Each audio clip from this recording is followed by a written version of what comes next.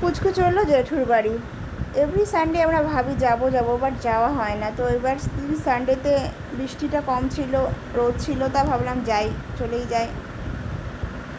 তো পুচকুর জন্য পুচকু জেঠু ব্রেকফাস্টে কত কিছু এনেছিল। পুচকু প্লেটটাকে নিয়ে খুব সুন্দরভাবে বসেছিল, বাট ও খেতে তো পারিনি, আমি খেয়ে নিলাম ল্যাট লাস্ট। ও একটু চিকেন রোলটা খেয়েছিল, আর কিছুই খায়নি। তো যাই হোক, তারপরে খুব খেলা করলো, খুব মজা করলো। তারপরে ওর জেঠুরা ওর জন্য লাঞ্চের ব্যবস্থা করলো। পুচকু খুব বলে জেঠুকে আর দাদাকে, কী খেয়েছিস, মটন বিরিয়ানি, মটন বিরিয়ানি। তাই আজকে পুচকু গেছে বলে জেঠু ওর জন্য মটন বিরিয়ানি নিয়ে এসছে। তো পুচকু খুব খুশি প্লেটটাকে নিয়ে, যদিও খেতে পারিনি। যাই হোক, চিকেনটা আর মাটনটা খেয়েছিল।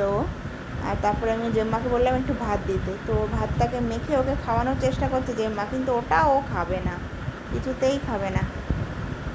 জেম্মা মাছের ঝোল দিয়ে খাওয়ানোর চেষ্টা করছিল, বাট ও খাবে না, খুব বদমাইশি করছে। জেম্মাকে ঠেলে ফেলে দিচ্ছে, ও খাবে না। ও আজকে খুব মজা করছিল, ওকে নিজের হাতে খেতে দেওয়া হয় না, তো ও কিন্তু আজকে নিজের হাতে খেতে পারছে।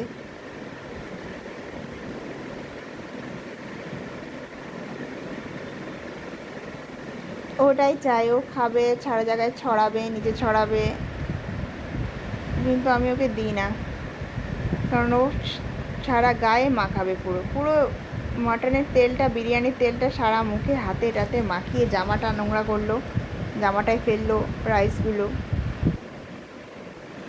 সেই জন্য দিই না। কিন্তু জেঠুর বাড়ি গিয়ে ওরা সবাই নিজের হাতে খেতে দিয়েছে, ওকে খুব খুশি। ও পছন্দ মতো খাবারগুলোই খাচ্ছিল, ভাতগুলো একটাও নিচ্ছিল না, শুধু মিটগুলো খাচ্ছিল। তারপরে জেঠুর সাথে গল্প করলো, খেলা করলো, কত মজা করলো। তো পুচকুর দিনটা খুব ভালোই কাটলো।